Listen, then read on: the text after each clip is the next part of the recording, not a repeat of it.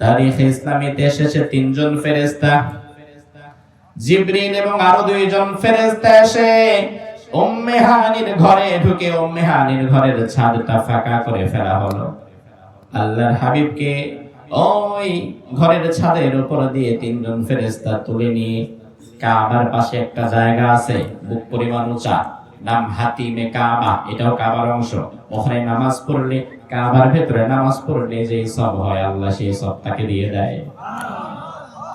জিবরিল আমিন এবং বাকি দুজন ফেরেশতা রাসূলকে সেখান থেকে তুলে নিয়ে অবস্থায় তুলে নিয়ে ছাদ ফাঁকা করে, দরজা খুলে না, ছাদ ফাঁকা করে উঠিয়ে নিয়ে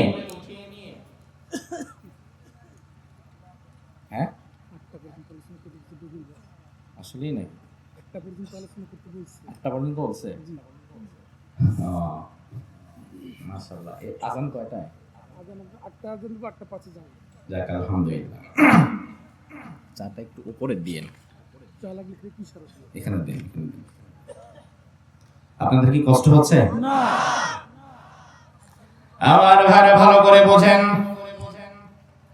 হাতিমে কাবায় নিয়ে যাওয়া হলো আল্লাহর হাবিবকে। হাতিমে কাবায় নিয়ে যাওয়ার পরে এবার জিবরিল আমিন বিশ্বনবীকে বসিয়ে দিলেন। বিশ্বনবীর গলার নিচ থেকে, একদম গলার নিচ থেকে নিয়ে এই নাভি পর্যন্ত এক আঙ্গুলের টাচে ফেরে ফেললেন, দুই ভাগ করে ফেললেন। দুই ভাগ করে ফাখরাজাল কলব, ফাখরাজাহুল কলব, কলবটাকে বের করা হলো। কলবটাকে বের করে স্বর্ণের একটা পেয়ালাতে রেখে জমজমের পানি দ্বারা আল্লাহর হাবিবের কলব মোবারকটা ধৌত করা হলো। কোথায়? কলব মোবারক ধৌত করা হলো। তার কারণ হচ্ছে শয়তান আমাদেরকে ধোঁকা দেয়, যে জায়গায় বসে ধোঁকা দেয় ওটাই কলব। এটা শয়তান কন্ট্রোল করতে পারে, ভেতরে ঢুকে যায়। কিন্তু নবীরা তো মাসুম, তারা তো মাহফুজ, তাদেরকে শয়তান ধোঁকা দেওয়া তো দূরের কথা, শয়তানের বসার চেম্বারই তো নাই। আল্লাহ আগে পরিষ্কার করতেছে।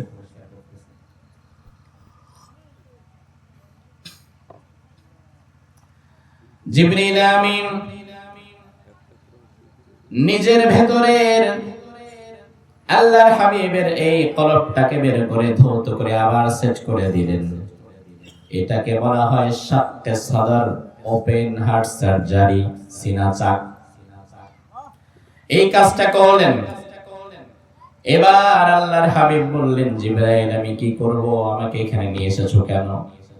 জিবরিল আমিন বলে, ইয়া রাসূলুল্লাহ চিন্তার কোনো কারণ নাই, আপনার প্রিয় রফিকে আলা, আপনার সব চাইতে কাছের বন্ধু আল্লাহ তাআলা আজকে স্পেশাল মেহমান হিসেবে আপনাকে দাওয়াত করেছে। আমার ভাইরা জোরে বলেন, কে দাওয়াত করেছেন? আল্লাহ। দাওয়াতটা কি ছোট না বড়? যদি প্রধানমন্ত্রী আমারে দাওয়াত করে আগামীকাল ইয়াহিয়াটা কি আপনি বঙ্গভবনে দেখা করবেন? আর ওই দিন যদি আমার বড় একটা মাহফিল থাকে, আমি তো মাহফিল ক্যান্সেল করে প্রধানমন্ত্রী দাওয়াতে চলে যাব। আপনারা কি করবেন জানি না, কিন্তু আমি তো যাব। ও ভাই আমার, সাধারণ দুনিয়ার এমপি মন্ত্রী দাওয়াত করলে তার শরীর গরম হয়ে যায়, কখন যাব আমি? আর আল্লাহ তাআলা স্বয়ং যদি কাউকে দাওয়াত দেয়, এই দাওয়াতের মর্যাদা কত বেশি! আল্লাহু আকবার। জিবরিল আমিন এবার একটি বাহন আনলেন। হাদিসে সেই বাহনের নাম এসেছে বুরাক, বারা আলিফ কফ বুরাক। কি বাহনের নাম? সবাই বলেন বুরাক। বুরাক শব্দের অর্থ হচ্ছে বিদ্যুৎ। বারকুন থেকে উদ্গত বুরাক, যেটা বিদ্যুতের গতি সম্পন্ন। বিদ্যুতের গতি যেমন হবে, আলোর গতিবেগ যেমন হবে, বোরাকের গতিবেগ তার চাইতে কম না, বরং আরো বেশি হবে। সুবহানাল্লাহ বলেন। এবারে বোরাক নামক বাহনে আল্লাহর হাবিবকে চড়ানো হলো। বিশ্বনবীকে বোরাকে চড়িয়ে এবার প্রথম ভ্রমণটা শুরু হলো। প্রথম ভ্রমণটা কোথায় দেখেন? আল্লাহ কোরআনে এই প্রথম ভ্রমণের কথা বলছেন। আমি প্রথমে বলেছিলাম এটা দুইটা পার্ট, ইসরার একটা পার্ট, মেরাজের আরেকটা পার্ট। ইসরার ব্যাপারে সূরা বনী ইসরাঈলের প্রথম আয়াতে আল্লাহ কথা বলেছেন, তবে মেরাজের বিষয়ে সরাসরি কোরআনের আয়াত নাই, কিন্তু অনেক মুহাদ্দিসদের হাদিস, অনেক সাহাবায়ে কেরামের হাদিস, প্রায় 27 জন সাহাবী থেকে বর্ণিত হাদিস এসেছে। হাদিসে মুতাওয়াতির পর্যায়ের হাদিস, যার কারণে কেউ যদি ইসরা অস্বীকার করে তাহলে কোরআনের আয়াত অস্বীকার করার কারণে কাফের হবে, আর কেউ যদি মেরাজ অস্বীকার করে তাহলে অসংখ্য মুতাওয়াতির হাদিস অস্বীকার করার কারণে কাফের হবে। এজন্য মুমিন কোরআন অস্বীকার করতে পারে না, হাদিসও পারে না। যদিও আমাদের সমাজে অনেক সময় নতুন নতুন ফিতনা বের হয়, কেউ কেউ নাম দেয় তারা নাকি আহলে কোরআন, আমরা বলি এটা আবার কি, বলে আমরা খালি কোরআন মানবো, হাদিসের কোনো দরকার নাই। কিন্তু বেকুবের দল বোঝে না, হাদিস যদি না মানে তাইলে কোরআনের ব্যাখ্যা বোঝা যাবে না। এজন্য আমাদের লকব হচ্ছে আহলে সুন্নাত ওয়াল জামাত। আমরা আহলে কোরআন না, আমরা আহলে হাদিস না, আমরা রাসূলের সুন্নাহ মানবো জামাতবদ্ধ থেকে।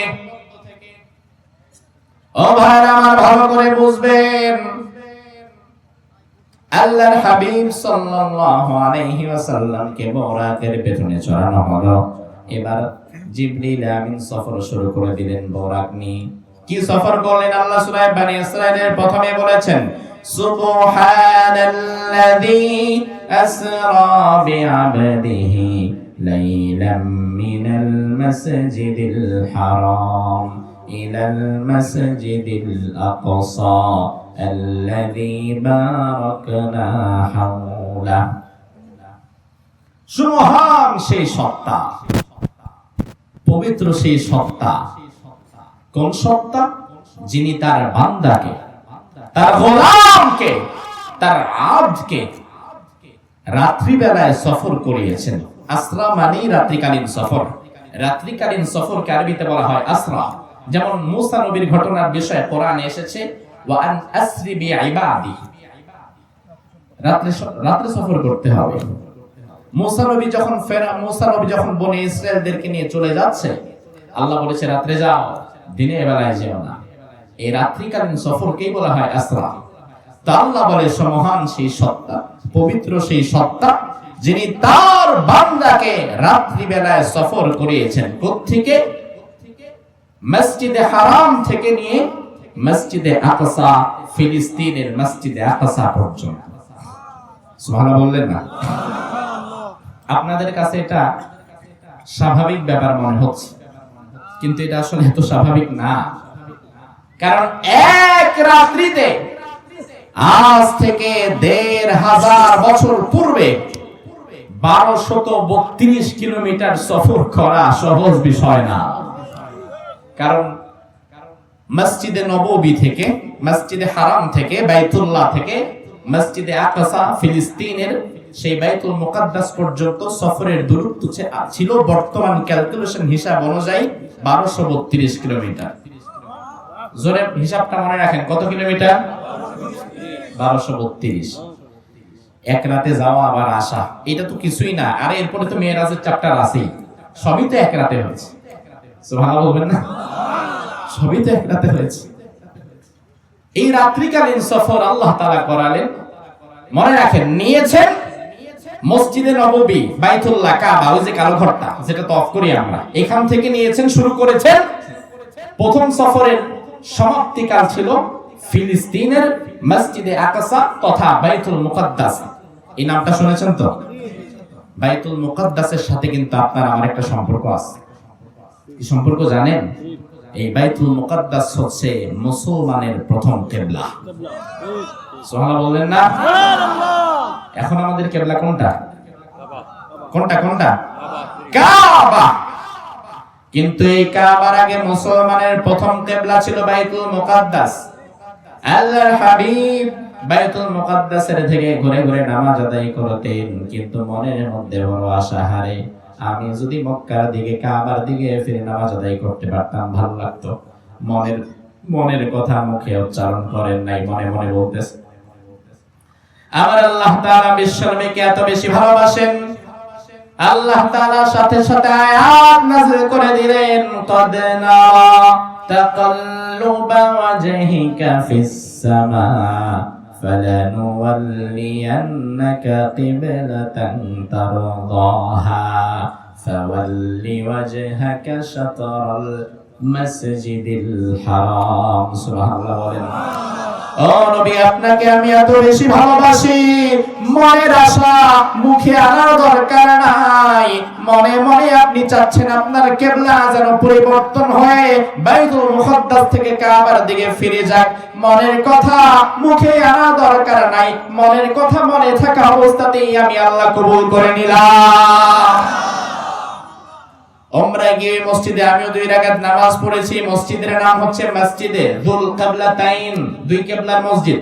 ওই মসজিদে নামাজ আদায় করা অবস্থায় কিবলা পরিবর্তন হয়েছে। যোহরের নামাজ, আবার কোন বর্ণনায় এসেছে আসরের নামাজ।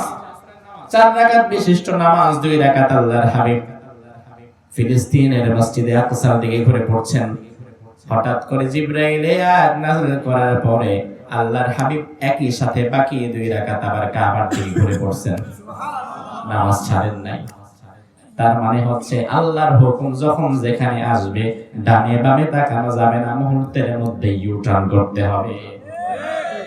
ও ভাই আমার, জীবনে আমরা আমাদের সমাজে একটা মানুষের মাঝে একটা বিষয় দেখা যায়, জীবনে অসংখ্য বিদআত করেছি, শিরক করেছি, আগে জানি নাই, না জেনে ভুল করেছি। কোন মুহাদ্দিস আলেম যখন বলবে ভাই এটা তো হাদিসে আসছে, এটা বিদআত, এটা তো শিরক, এটা তো ভুল, এটা হারাম, এটা করা যাবে না, তখন আমাদের সমাজের কিছু গোলামি করার মতো পাবলিক থাকে যারা কয় এত বছর যে করছি, অমুক হুজুর যে করছে, অমুক পীর যে করছে, বাপে যে করছে, দাদা যে করছে, তারা কি ভুল করছে নাকি? এই বাপ দাদার দোহাই দিয়ে তারা ইসলামকে কলঙ্কিত করে। ইসলাম তোমার বাপ দাদার কথা না, ইসলাম ইয়াহিয়া তাকির কথা না, ইসলাম তারেক মনোয়ার কিংবা আমির হামজার কথা না, ইসলাম কোন পীরের কথা না, বরং ইসলাম হচ্ছে তা আল্লাহ এবং রাসূল বলেছেন যা। তার বাইরে ইসলাম নাই। আমি বানায় সানায় একটা বলে যাব এটা ইসলাম না, বরং ইসলাম যা রাসূল আগে সমাপ্ত করে দিয়েছেন। আল্লাহ আল ইয়াউমা আকমালতু লাকুম দীনাকুম ওয়া আতমামতু আলাইকুম নিয়ামাতি আয়াত নাযিল করে সমাপ্ত করে দিয়েছেন। এরপরে নতুন করে ইসলাম থেকে কিছু কমাইতেও পারবেন না, বাড়ানোর সুযোগ নাই। আছে আছে আল্লাহর হাবিব এই মসজিদে আকসা ফিলিস্তিনের এই মসজিদের দিকে ঘুরে ঘুরে নামাজ পড়তেন। এই মসজিদই হচ্ছে আমাদের প্রাণের মসজিদ। ইসলামের 3টা মসজিদ স্পেশাল, যে 3 মসজিদে নামাজ পড়লে অন্যান্য মসজিদের চাইতে 1000 গুণ বেশি সওয়াব দান করেন কে? 1 নাম্বার হচ্ছে কাবা, 1 নাম্বার কি? বাইতুল্লাহ। 2 নাম্বার হচ্ছে মসজিদে নববী, রাসূলের তৈরি করা মসজিদ। আর 3 নাম্বার হচ্ছে এই ফিলিস্তিনের মসজিদে আকসা, বাইতুল মুকদ্দাস। তবে দুর্ভাগ্যজনক হচ্ছে এই বাইতুল মুকদ্দাস এখন আর আমাদের কাছে নাই। আমাদের মসজিদ, আমাদের সম্পদ, আমাদের কলিজা, রাসূল যেদিকে ঘুরে ঘুরে নামাজ পড়েছে, যে মসজিদে অসংখ্য নবী রাসূলের পদচিহ্ন আছে, ওই মসজিদটা এখন মুসলমানের হাতে নাই। আমার ভাইরা ভালো করে লক্ষ্য করে বোঝেন, আল্লাহর হাবিবকে মসজিদে নববী থেকে বোরাক নামক বাহনে চড়িয়ে জিবরিল আমিন নিয়ে গেলেন ফিলিস্তিনের মসজিদে আকসা, বাইতুল মুকদ্দাসে। ওই বাইতুল মুকদ্দাসে আল্লাহর হাবিব জীবনে কোনোদিন আসে নাই। প্রথম বোরাক নামক ওই বাহনটাকে জিবরিল আমিন একটা রশি দিয়ে বাইতুল মুকদ্দাসের সামনের খুঁটির সাথে বাঁধলেন, বিশ্বনবীকে ধরে মসজিদের ভেতরে নিলেন। আসেন, আল্লাহর হাবিব মসজিদের ভেতরে ঢুকে দেখে মসজিদে হাজার হাজার লক্ষ লক্ষ মানুষ। এত রাত্রে এত মানুষ, আল্লাহর হাবিব কাউকে চিনছে না। জিবরিল আমিন বলেন, ইয়া রাসূলুল্লাহ, আপনি চিনতে পারছেন না? রাসূল বলে, না। কারা তারা? জিবরিল আমিন বলেন, ইয়া রাসূলুল্লাহ, আপনার সম্মানে আজকে আল্লাহ তাআলা নবী আদম থেকে, বাবা আদম থেকে ঈসা আলাইহিস সালাম পর্যন্ত দুনিয়াতে যত নবী রাসূল এসেছিল আপনার সম্মানে সবাইকে আল্লাহ আজকে এই মসজিদে আকসার মধ্যে হাজির করিয়ে দিয়েছেন। আপনি আসবেন, আপনার রিসেপশনের জন্য তাদেরকে দাঁড় করানো হয়েছে।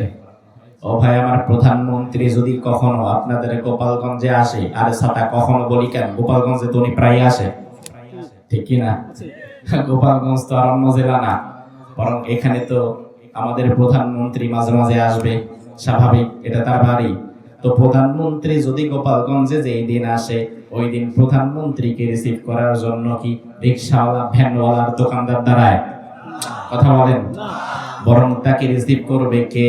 আপনাদের জেলা প্রশাসক, আপনাদের এমপি, আপনাদের মন্ত্রী, আপনাদের আইন শৃঙ্খলা রক্ষাকারী বাহিনীর প্রধান, ওনারা সারিবদ্ধ হয়ে দাঁড়িয়ে থাকবে। আল্লাহর হাবিব আজকে মসজিদে আকসায় আসছেন, তাকে রিসিভ করবেন কারা?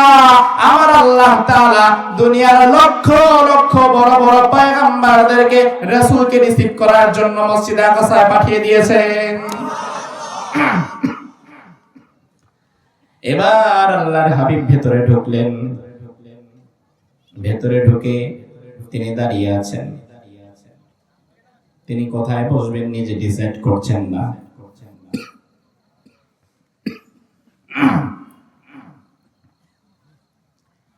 জিবরিল আমিন, এটা ফেলে দেন, এটা ফেলে একটু দেন, পোকা গেছে।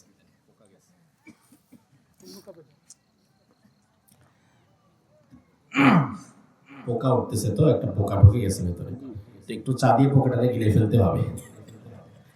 কি করা বলেন? এখন পোকা কি আর বের করা যাবে? বরং যেটা ঢুকছে এটা গিলে ফেলি।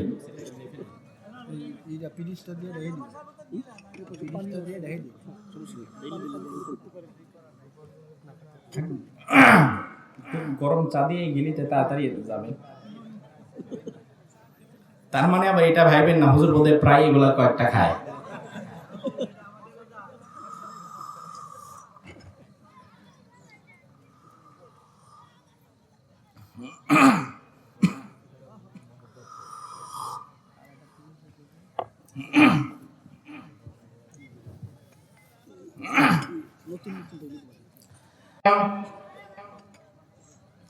আল্লাহর হাবিব মসজিদে নববীতে দাঁড়িয়ে আছেন, কোথায় বসবেন নিজে ঠিক করছেন না।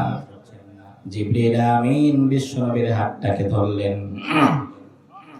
বিশ্বনবীর হাতটাকে ধরে সব নবীদের মধ্যখান দিয়ে জায়গা করে আল্লাহর হাবিবকে নিয়ে একদম সামনের জায়গা, ইমাম যেখানে দাঁড়ায় ইমামের জায়গায় দাঁড় করিয়ে দিলেন। কারণ আমার নবী যদি কোন মসজিদে, কোন মজলিসে থাকে, ওই মজলিসে অন্য কোন নবী ইমাম হতে পারবে না। কথা বলেন।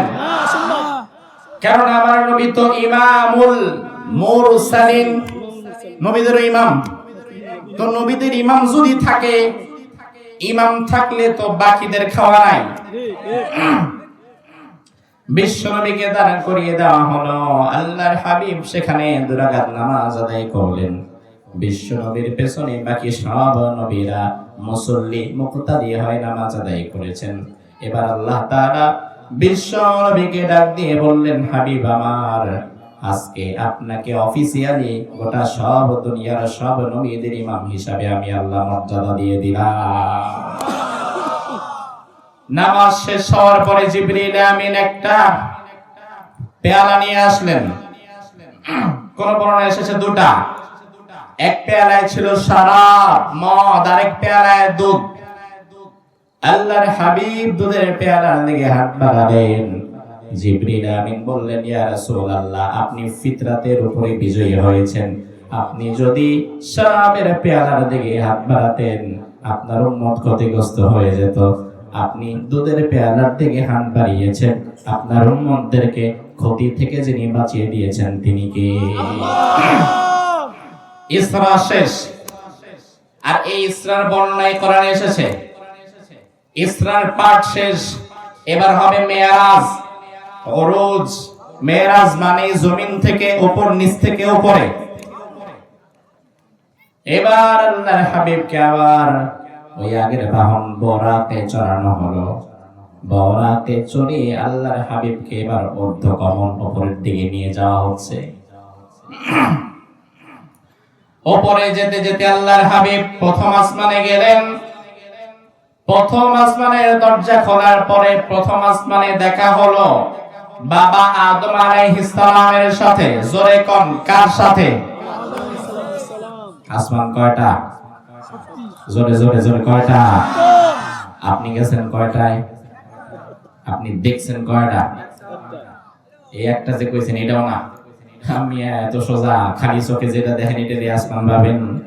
আমরা আসলে কুয়ার ব্যাং, কুয়ার মধ্যে সাঁতার কাইটা মনে করি এটাই সমুদ্র, কিন্তু কুয়া থেকে বের হয়ে বুঝবো আরে দুনিয়া কত বড়। আপনি খালি চোখে যেটা দেখেন এটা কিচ্ছু না, বরং ডোমেস্টিক ফ্লাইট, ইন্টারন্যাশনাল ফ্লাইট বাদ দেন, ডোমেস্টিক ফ্লাইট আপনি যদি যশোর থেকে ঢাকা বা ঢাকা থেকে যশোর, ঢাকা থেকে চট্টগ্রামেও যান, আপনি দেখবেন আপনার বিমানটা আধা মিনিটের মধ্যে এই আকাশ যেটা আপনি মনে করেন এই মেঘমালা ক্রস করে উপরে চলে গেছে। এটা তো আকাশ না, এটা একটা মেঘের স্তর। আকাশ কই? মানুষ তো খুঁজে পায় নাই। সুবহানাল্লাহ বলবেন না? প্রথম আসমানে যাওয়ার পরে বাবা আদম আলাইহিস সালামের সাথে দেখা হলো। আল্লাহর হাবিব দেখা সাক্ষাৎ করে দ্বিতীয় আসমানে গেলেন। দ্বিতীয় আসমানে যাওয়ার পরে আল্লাহর হাবিব দুইজন নবীকে পেলেন। জোরে বলেন কয়জন? একজন ইয়াহইয়া আলাইহিস সালাম, আরেকজন হচ্ছে ঈসা আলাইহিস সালাম। তৃতীয় আসমানে আল্লাহর হাবিব যাওয়ার পরে আরেকজন নবীর সাক্ষাৎ পেলেন। তিনার নাম হচ্ছে ইউসুফ আলাইহিস সালাম। তিনার নাম কি? চতুর্থ আসমানে যাওয়ার পরে আরেকজন নবীর সাক্ষাৎ পেলেন, তার নাম হচ্ছে ইদ্রিস আলাইহিস সালাম। কি নাম? এই যে যাদের নাম বলছি সবার নামই কিন্তু কোরআনে আছে। কোরআনে কিন্তু লক্ষ লক্ষ নবীর নাম নাই, আছে মাত্র 25 জন। আর এই যে সাত আসমানে যাদের সাথে দেখা হয়েছে তারা কোরআনে বর্ণিত কোন না কোন নবী। এরপরে আল্লাহর হাবিব পঞ্চম আসমানে গেলেন। পঞ্চম আসমানে দেখা হলো মুসা নবীর ভাই হারুন আলাইহিস সালামের সাথে। আল্লাহর হাবিব পঞ্চম আসমান থেকে ষষ্ঠ আসমানে গেলেন। ষষ্ঠ আসমানে দেখা হলো নবী মুসা আলাইহিস সালামের সাথে। সুবহানাল্লাহ বলেন। এরপরে আল্লাহর হাবিব সপ্তম আসমানে গেলেন। সপ্তম আসমানে গিয়ে বাইতুল মামুরের পাশে তিনি পেলেন ইব্রাহিম আলাইহিস সালামকে। মাহিয়াল বাইতুল মামুর, বাইতুল মামুর কি? আবার এই মুহূর্তে আপনি বসে কোরআনের বাগানে আলোচনা শুনতে পাচ্ছেন। এই মুহূর্তে হয়তো ফিলিস্তিনি শিশুর ঘরে হায়নার দল আক্রমণ করেছে। ঠিক এই মুহূর্তেই আবার তুরস্ক এবং সিরিয়ার হসপিটালে মানুষের লাশ মিনিটে মিনিটে লাশ পড়ছে।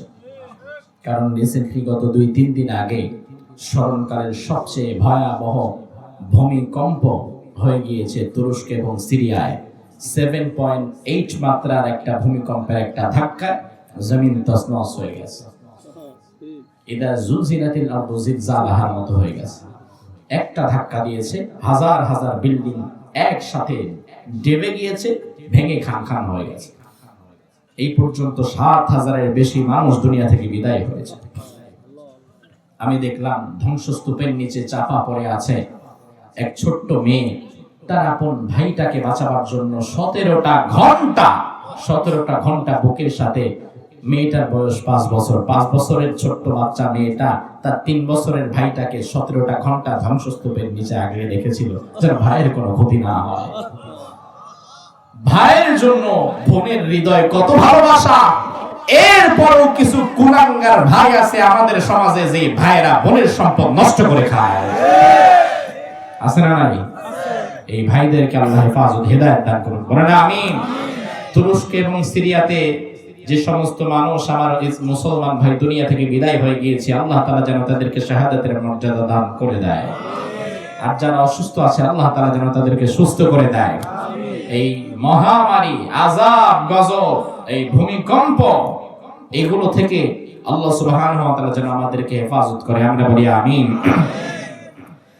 আমার ভাইরা যেটা বলছিলাম, সপ্তম আসমানে আল্লাহর হাবিব যেই নবীকে পেলেন তার নাম হচ্ছে ইব্রাহিম আলাইহিস সালাম। জোরে বলেন তার নাম কি?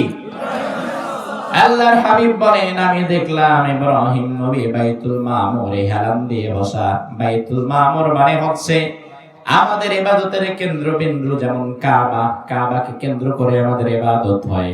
ফেরেশতাদের ইবাদতের কেন্দ্রবিন্দু সেন্টারের নাম হচ্ছে বাইতুল মামুর।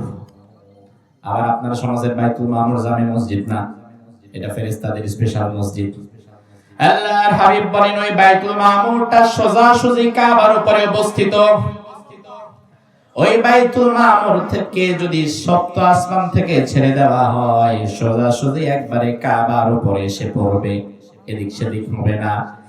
আল্লাহর হাবিব বলেন ওই বাইতুল মামুরে দৈনিক 70,000 ফেরেশতা নামাজ আদায় করে। সুবহানাল্লাহ বলেন। কিন্তু যে 70,000 ফেরেশতা আজকে নামাজ আদায় করেছে, কিয়ামতের আগ পর্যন্ত দ্বিতীয়বার এই 70,000-এর আর নতুন ভাবে নামাজ পড়ার সুযোগই নাই। তার মানে কত হাজার লক্ষ কোটি কোটি ফেরেশতা আল্লাহ বানিয়ে রেখেছে। আল্লাহু আকবার। আল্লাহর হাবিব জিবরিল আমিনকে নিয়ে সব ঘুরলেন, পরিভ্রমণ করলেন। যদি আমাদের সমাজে মেরাজের আলোচনা বলতে গিয়ে অতিরঞ্জিত করে বলা হয়, জিবরিল আমিন নাকি একটা পর্যায়ে বলেছে আমি আর যেতে পারবো না, আমি গেলে আমি ধ্বংস হয়ে যাব, এবার আপনি একাই যান। ও ভাই আমার, মেরাজের ঘটনা আমাদের সমাজে এই রজব মাসে খুব বেশি বলা হয়, এবং একই সাথে কোরআন হাদিসের বাইরে জাল হাদিস, মিথ্যা কথাও বেশি বলা হয়। সেদিন আমার আগে নাম বললাম না, এক আলোচক, আমি ঘরে বসে আলোচনা শুনছিলাম, তিনি মেরাজ বিষয়ে কথা বলছেন। আমি খাওয়া দাওয়া করে স্টেজে উঠবো, তিনি বলছেন যে রাসূল যখন মেরাজে গেলেন, রাসূল আরশে যাওয়ার আগে, আল্লাহর কাছে যাওয়ার আগে নিজের জুতাটা খুলতে গেছেন, যে জুতাটা খুলিয়ে পড়ে যায়। আল্লাহ তাআলা তখন বলেছেন, হাবিব জুতা খোলার দরকার নাই, আপনার জুতার ধুলায় আজকে আমি আল্লাহর আরশ ধন্য হয়ে যাবে। হ্যাঁ, এটাই আমাদের রোগ। কারণ আমরা আশ্চর্যজনক বিষয় শুনলে জোরে কই সুবহানাল্লাহ, আগা মাথা ভাইবিও না যে এই কথাটা কতটা অমূলক কথা। ও মুসলমান, আল্লাহর আরশ ধন্য হওয়ার জন্য দুনিয়ার কোনো কিছুর দরকার নাই, আল্লাহর আরশ তো এমনিতেই ধন্য, ঠিক কিনা? চূড়ান্ত ভ্রান্ত বানোয়াট মিথ্যা কথা আল্লামা জারকানি এই কথাগুলোর ব্যাপারে বলেছেন, লাম ইয়ারিদ ফি হাদিসিন সাহিহিন ওয়ালা যায়িফিন ওয়ালা হাসানিন ওয়ালা যায়িফিন, কোন সহিহ, হাসান, যায়িফ কোন বানোয়াট হাদিসেও এই সমস্ত কোনো বর্ণনা নাই। এগুলো হচ্ছে উপমহাদেশের মানুষের কিছু জাল বানোয়াট কাহিনী, কিন্তু রাসূলের কোন সহিহ হাদিসে এই কথাগুলো নাই। ভালো করে মনে রাখবেন, মেরাজের আলোচনা বোঝার আগে, মেরাজ এর আলোচনা এর মাঝে ছিলেন মাত্র 3 জন, আল্লাহ, জিবরাইল এবং নবী। এই 3 জনের বাহিরে, এই 3 জনের বর্ণনা ছাড়া অন্য কারো বর্ণনা মেরাজের ব্যাপারে গ্রহণযোগ্য হবে না, কারণ সে তো মেরাজের সফরে ছিলই না। এখন আপনি বানায় বানায় বলেন কেমনে, তার মানে কি আপনিও ছিলেন নাকি? বানাবেন কেন? বরং কোরআন হাদিসে যা আছে ঠিক ততটুকুই বলেন। কিন্তু আমাদের সমাজের মানুষ কোরআন হাদিস থেকে মেরাজের আলোচনা শুনলে মজা পায় না, কারণ এত বেশি আশ্চর্যজনক কিছু পায় না। এখন ভুমভাং কিছু আশ্চর্যজনক মিথ্যা বানোয়াট কথা বললে মানুষ খুশি হয়ে যায়। যার কারণে দেখবেন বিশেষ করে গ্রাম অঞ্চলে আমাদের ওয়াজগুলো মানুষ বেশি শুনতে চায় না। মানুষ বেশি শুনতে চায় তাদের কথা যারা এমন একটা কাহিনী বলতে পারবে যেই কাহিনীর দ্বারা 1.5-2 ঘন্টা মানুষকে ধরে রাখা যায়। হ্যাঁ, এটাই বাস্তব। যেমন কাহিনী প্রচার করা হয়, বিখ্যাত ওলি আল্লাহ আব্দুল কাদের জিলানী মায়ের পেট থেকে 1 পারা 2 পারা না 18 পারা মুখস্থ করে দুনিয়াতে এসেছিলেন। এখানে সুবহানাল্লাহ তো বললেন। ও ভাই আমার, কিন্তু কথাটা এই যে সরাসরি আল্লাহর কোরআনের বিপরীতমুখী কথা। আব্দুল কাদের জিলানীর চাইতে বড় বুজুর্গ তো আমাদের চোখে ওমর। আব্দুল কাদের জিলানীর চাইতে বড় বুজুর্গ তো আমাদের চোখে ইমাম আবু হানিফা। বরং আব্দুল কাদের জিলানীর জীবনী পড়লে দেখবেন আব্দুল কাদের জিলানী হাম্বলি মাযহাবের অনুসারী। তার মাযহাবের যে লিডার তার নাম হচ্ছে ইমাম আহমদ বিন হাম্বল। তার মাযহাবের লিডারই তো মায়ের পেট থেকে এক পারা মুখস্থ করে আসে নাই। তিনি যার মাযহাব মানতেন তিনি তো এক পারা মুখস্থ করে আসেন নাই, তাহলে তিনি 18 পারা মুখস্থ করে মায়ের পেট থেকে কেমনে বের হয়? বরং আল্লাহর কোরআন খুললে আপনি দেখবেন আল্লাহ বলছেন ওয়া ইয়াখলুকু মা লা তা'লামুন, আমি দুনিয়ার সব মানুষকে এমন ভাবে বানিয়েছি, দুনিয়াতে মায়ের পেটে সে কিচ্ছু জানতো না, দুনিয়াতে আসার পরেই আমি শিক্ষা দিয়েছি। এটা তো কোরআনের কথা। আল্লাহ নিজে বলতেছে দুনিয়ার সব মানুষ কেউ মায়ের পেটে কেউ কিচ্ছু জানতো না, দুনিয়াতে আসার পরে আমি শিখিয়েছি। এখন আব্দুল কাদের জিলানী যদি মায়ের পেটে 18 পারা শিখা আসে, তাহলে কোরআনের এই আয়াত গেল কই? মানুষ এগুলো বোঝে না, বিবেক দিয়ে ভাবে না, কারণ আমাদের সমাজের মানুষের ইসলামের প্রতি জ্ঞান কম, আবেগ বেশি। এই জন্য আবেগের চোটে আমাদের মতো বক্তারা যা কয় তাতে সুবহানাল্লাহ। বক্তা যদি জাহান্নামে যাওয়ার ওয়াজও একটু সুর দিয়া করে পাবলিক, তারপরও কইব সুবহানাল্লাহ, খালি একটু সুর থাকলেই হয়েছে, ঠিক কি না? এটাও ঠিক। আমার ভাইরা ভালো করে বুঝবেন, এই জন্য সব বক্তার সব কথার সাথে তাল মিলাবেন না, নিজে বুঝবেন আল্লাহ আপনার বিবেক কেন দিয়েছে, কোরআন হাদিস বোঝার জন্যই তো দিয়েছে। খালি তাল মিলাইলে হবে নাকি? ও ভাই আমার, আল্লাহর হাবিব সিদরাতুল মুনতাহা ক্রস করে যেখানে চলে গেলেন, এই জায়গার নাম হাদিস এসেছে মাওদাউ শরীফে কালাম, যেখানে ভাগ্য লেখা হয়। কলম দিয়ে কাগজের উপর লিখলে যেমন খসখস শব্দ হয়, ওই মাওদাউ শরীফে কালামে আমাদের ভাগ্যগুলো লেখা হচ্ছিল। আল্লাহর হাবিব ওই ভাগ্য লেখার আওয়াজ কানে শুনেছেন। সুবহানাল্লাহ কইলেন না? এবার আল্লাহ তাআলা যাওয়ার সময় আল্লাহর হাবিবকে হাদিয়া হিসাবে কিছু দেবেন। কারণ আপনার ঘরে সম্মানিত মেহমান আসলে শুধু খাওয়া দাওয়া করায় ভাগায় দেয় না, বরং মেহমান যদি সম্মানিত হয় যাওয়ার সময় তারে কিছু হাদিয়াও দিয়ে দেওয়া হয়। হয়তো বাসার ফল ফ্রুটস, নয়তো কিছু টাকা, নয়তো একটা লুঙ্গি, একটা শাড়ি, যা আছে একটা ভালো মন্দ কিছু দিয়ে দেওয়া হয়। আল্লাহ তার হাবিবকে দাওয়াত করে নিয়ে গিয়েছেন, এখন রাসূলকে কি খালি হাতে পাঠাবেন? কথা বলেন। এবার আল্লাহ তাআলা হাদিয়া স্বরূপ রাসূলকে দিলেন নামাজ। জোরে বলেন কি দিলেন? নামাজ। কয় ওয়াক্ত? কয় ওয়াক্ত? তবে আল্লাহ তাআলা কিন্তু তখন দিয়েছিল 50 ওয়াক্ত। 50 ওয়াক্ত নামাজ রাসূল সাদরে গ্রহণ করে নিয়ে আসছেন। সপ্তম আকাশ ক্রস করে নিচে ষষ্ঠ আসমানে আবার মুসা নবীর সাথে দেখা। আর মুসা নবী তো জটিল নবী। মুসা নবী তো এমন নবী, মুসা নবী নবীদের মধ্যে যার রাগ ছিল বেশি এবং তিনি যা বলতেন তা করেই ছাড়তেন। মুসা নবীর সামনে এসে ধরছে, কি ব্যাপার আল্লাহর প্রিয় বন্ধু, আল্লাহ তাআলা যেহেতু দাওয়াত দিছে খালি হাতে ফিরায় নাই, নিশ্চয়ই কিছু দিছে। কি দিছে দেখান। পার্সেন্টেজ দরকার নাই, কিন্তু কি দিছে একটু দেখান। আল্লাহর হাবিব বলে আল্লাহ তাআলা আমাকে দিয়েছে নামাজ, সালাত। মুসা নবী কয় মাশাআল্লাহ ভালো, কিন্তু কয় ওয়াক্ত? বিশ্ব নবী কয় 50 ওয়াক্ত। মুসা নবী কয় সর্বনাশ, 50 ওয়াক্ত দরকার নাই, হাদিয়া কিছু কমান। কারণ আপনার পূর্বে একটি জাতির নবী আমি ছিলাম, ওই জাতির নবুয়তের দায়িত্ব পালন করতে গিয়ে আমি বুঝেছি উম্মত কত প্রকার, কি কি হতে পারে।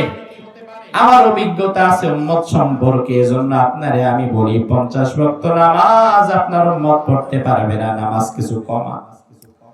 আল্লাহর হাবিব আবার চলে গেলেন, আল্লাহ তাআলা 10 ওয়াক্ত কমালেন, থাকলো কয় ওয়াক্ত? আবার আসলেন, এবার কয় ওয়াক্ত দিবেন? 40। কয় হবে না, আরেকটু কমান। বিশ্ব নবী আবার যাওয়ার পরে আল্লাহ তাআলা আরো 10 মাইনাস করলো, আছে কত? আল্লাহর হাবিব আবার আসলেন, নবী মুসা কয় এটাও তো পারবে না, আরো কমান। আবার গেল, আরো 10 মাইনাস করলো, এবার আছে কত?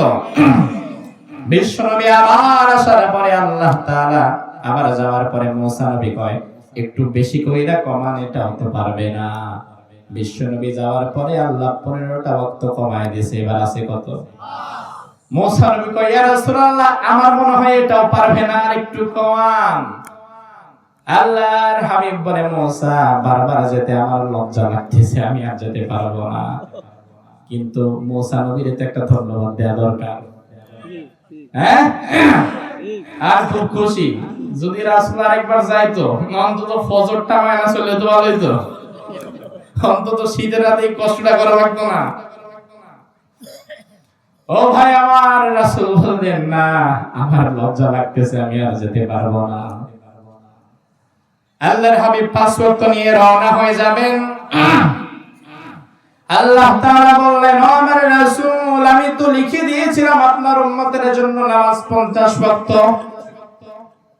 রুফিয়াতিল আকলাম, কলম লেখা শেষ, লেখা যা লিখছি লেখা তো শেষ, কিন্তু আপনি তো 45 ওয়াক্ত দিয়ে 5 ওয়াক্ত নিয়ে গেছেন, কিন্তু লিখছিলাম তো 50 ওয়াক্ত। তবে আল্লাহর হাবিব, ও আমার প্রিয় হাবিব, আপনি চিন্তা করবেন না, আপনার উম্মত যদি খুশু এবং খুজুর সাথে এই 5 ওয়াক্ত নামাজ সুন্দরভাবে আদায় করে, 5 দুগুণে 50, 5 ওয়াক্ত নামাজ আদায় করলে 50 ওয়াক্ত নামাজের সওয়াব আমি আল্লাহ দিয়ে দেব। এজন্য আমার ভাইরা, নামাজের প্রতি আমাদের যত্নবান হওয়ার দরকার আছে না নাই? নামাজ খুব গুরুত্বপূর্ণ। দুনিয়ার সব ইবাদত না দুনিয়াতে এসে আমরা পেয়েছি, রোজা আমরা পেয়েছি দুনিয়াতে, হজ পেয়েছি দুনিয়াতে, যাকাত পেয়েছি দুনিয়াতে, কিন্তু একমাত্র ভিন্ন হচ্ছে নামাজ। এই ইবাদতটা রাসূল এনেছেন আসমান থেকে, এই নামাজ। এজন্য নামাজের প্রতি গুরুত্ব দেওয়ার দরকার আছে না নাই? আল্লাহর হাবিব চলে আসলেন মেরাজ থেকে। রাত্রিবেলা আবার জিবরিল আমিন বিশ্বনবীকে নিয়ে উম্মে হানির ঘরের ভিতরে খাটের মধ্যে শুইয়ে দিলেন। বিশ্বনবী আসার সাথে সাথে ফজরের আজানের সময় হয়ে গেল। আল্লাহর হাবিব উঠে গেলেন, উম্মে হানিকে ডাকলেন, ডেকে বললেন উম্মে হানি, একটু আগে আমার সাথে কি ঘটেছে জানো নাকি? কয় না।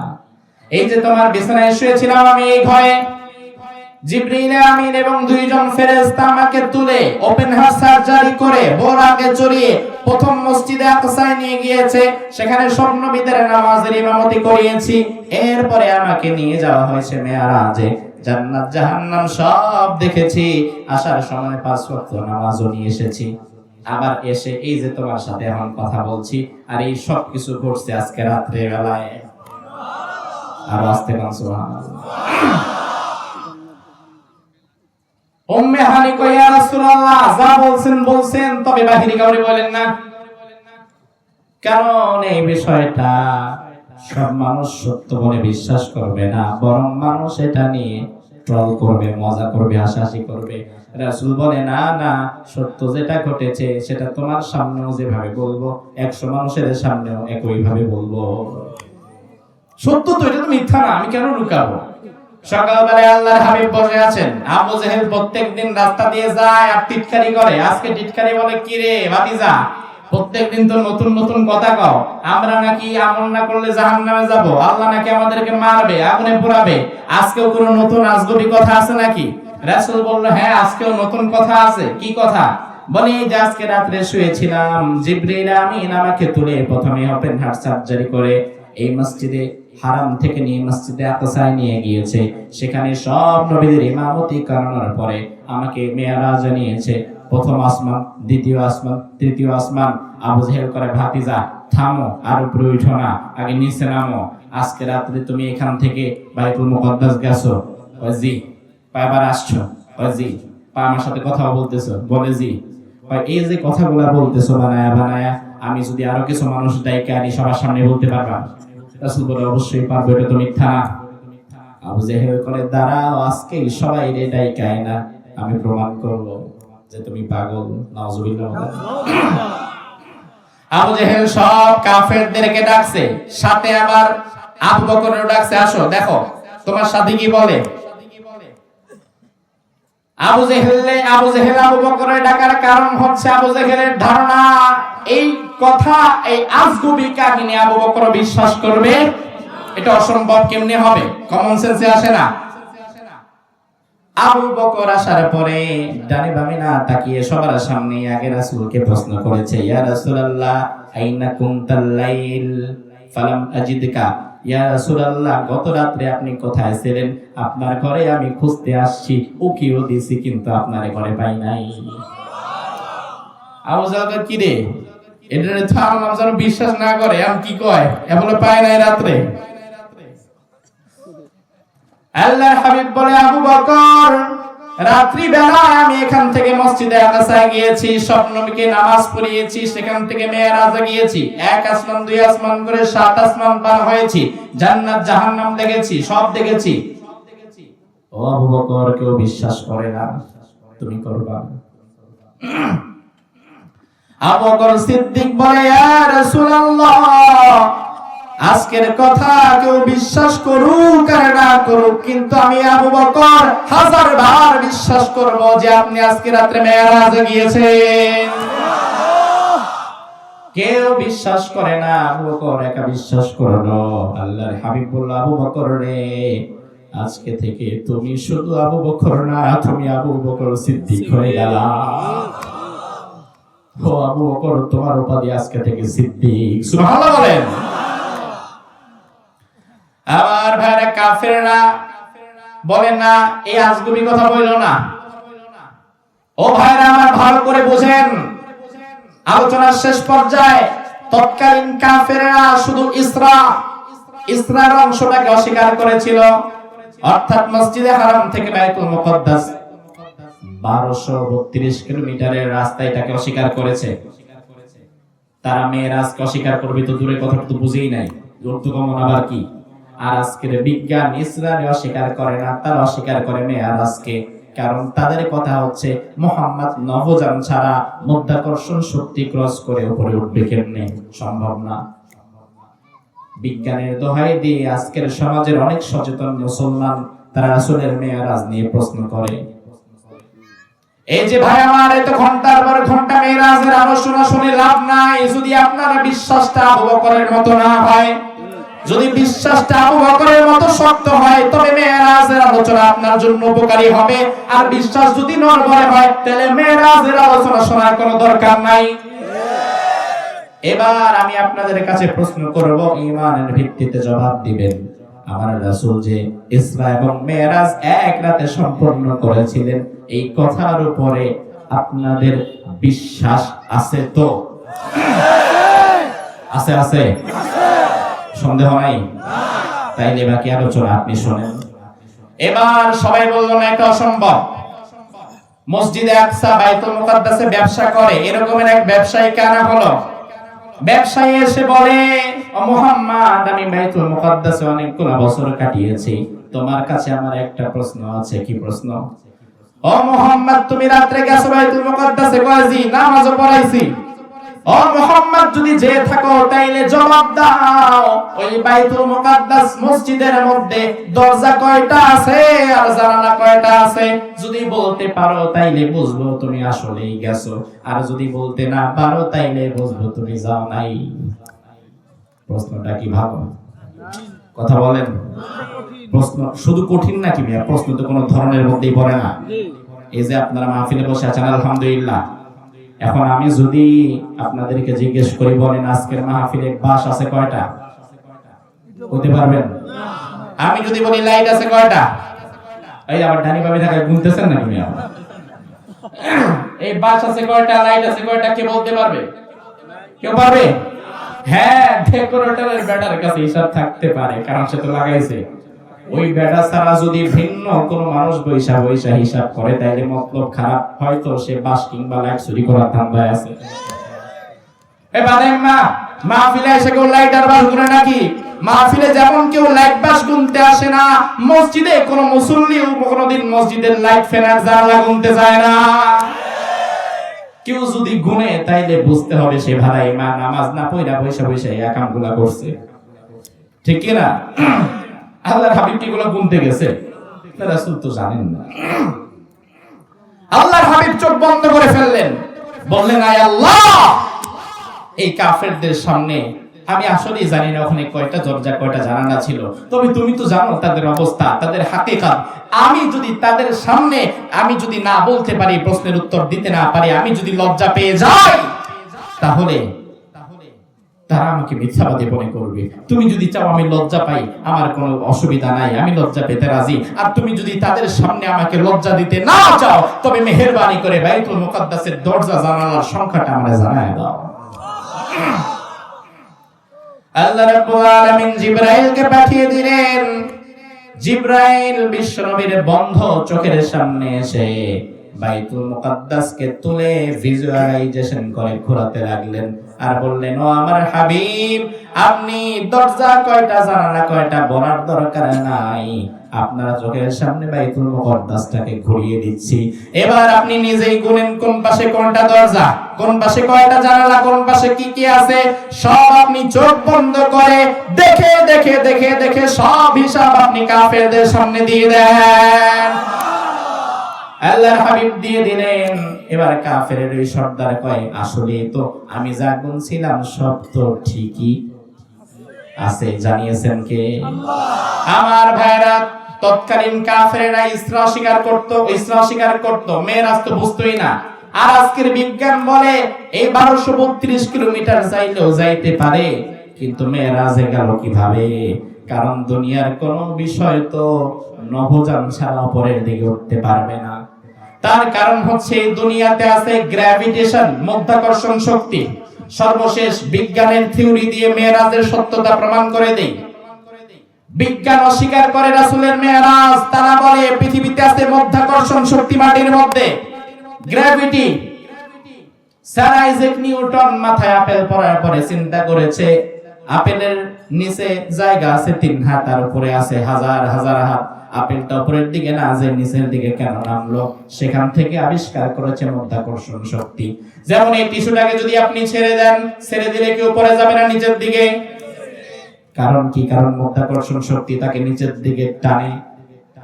এজন্য তারা বলে তোমাদের নবী কখনো মেরাজ করতে পারবে না, কখনো আসমানে যেতে পারবে না, কারণ তোমাদের নবী তাকে তো মাধ্যাকর্ষণ শক্তি টানছে। আমার ভাইরা, আজকের বিজ্ঞান কিন্তু মহাকাশে নভোযান পাঠায়, চন্দ্র চাঁদের দেশে তারা নভোযান পাঠায়, মানুষ পাঠায়, প্লেন পাঠায়। এই নভোযানগুলো যেখানে তারা পাঠায়, এই নভোযানগুলোর গতিবেগ থাকে ঘন্টায় 25,000 মাইল। কত মাইল? জোরে বলেন। বিজ্ঞান বলে ঘন্টায় 25,000 মাইল, সেকেন্ডে মাত্র 7 মাইল। মাত্র এটা বিজ্ঞানের জন্য, আমাদের জন্য না। আমাদের জন্য সেকেন্ডে 7 মাইল সম্ভবই না, সেকেন্ডে 7 মাইল চলে যায়। বিজ্ঞান বলে কোন বস্তুকে যদি সেকেন্ডে 7 মাইল গতিতে ছুড়ে দেওয়া হয়, এই বস্তুটা যদি সেকেন্ডে 7 মাইল গতি ক্রস করতে পারে, তাহলে দুনিয়ার মাধ্যাকর্ষণ তাকে নিচের দিকে টানাতে পারে, থামাতে পারে না। আর আল্লাহর হাবিব যে বাহনে চড়ে গিয়েছিল, এই বাহনের নাম ছিল বোরাক। জোরে বলেন কি নাম? বোরাক শব্দের অর্থ হচ্ছে বিদ্যুৎ বা বিদ্যুতের গতি সম্পন্ন, আলোর গতি সম্পন্ন। আর বিদ্যুতের গতি কত? বিজ্ঞান বলে আলোর গতি হচ্ছে প্রতি সেকেন্ডে 1,86,000 মাইল। সেকেন্ডে 7 মাইল হইলে এই দুনিয়ার মাধ্যাকর্ষণ তাকে ধরতে পারে না। আর সেকেন্ডে যদি 1,86,000 মাইল হয়, তাহলে মাধ্যাকর্ষণের বাপেরও ক্ষমতা নাই তারে আটকাবা। নবীকে আল্লাহ তাআলা বিদ্যুতের গতির চাইতেও বেশি গতির বাহন বোরাক দিয়ে আল্লাহ তাআলা আসমান পার করিয়ে মেরাজ করিয়েছেন, ঠিক কি না? এজন্য আমাদের নবী যে মেরাজ করেছে তাতে কোনো সন্দেহ নাই। মেরাজের সবচেয়ে গুরুত্বপূর্ণ শিক্ষাই হচ্ছে নামাজ। গুরুত্বপূর্ণ শিক্ষা কি? এজন্য নামাজ তো পড়বেন আপনারা, ইনশাআল্লাহ। পড়বেন না? কে কি একটু হাত তোলেন তো। পড়বেন না? না, আমরা আসলে সবাই পড়বো, কিন্তু আবেগে না বুঝে হাত তুলে ফেলেছেন। তবে যারা হাত তুলছেন একটু সান্ত্বনা দিয়ে যায়, যারা হাত তুলছেন আমরা ধরে নিব, তারা আরো বেশি পড়বেন, ঠিক কি না? আল্লাহ কবুল করুক, বলেন আমিন। আগামী বৃহস্পতিবার আপনাদের পাশে মাহফিল আছে ইনশাআল্লাহ, ওখানে আসবেন। ওখানেও কোরআন হাদিস থেকে ভিন্ন বিষয়ে আলোচনা হবে। আল্লাহ তাআলা সে পর্যন্ত আপনাদের সকলকে ভালো রাখুক, সুস্থ রাখুক, দ্বীনের পথে রাখুক। এখন ইনশাআল্লাহ তাআলা আযান হবে, আযানের মধ্যে 5 মিনিটের মধ্যে নামাজ হবে। আপনারা যাদের ওযু নাই দ্রুত ওযু করে ময়দানে চলে আসেন।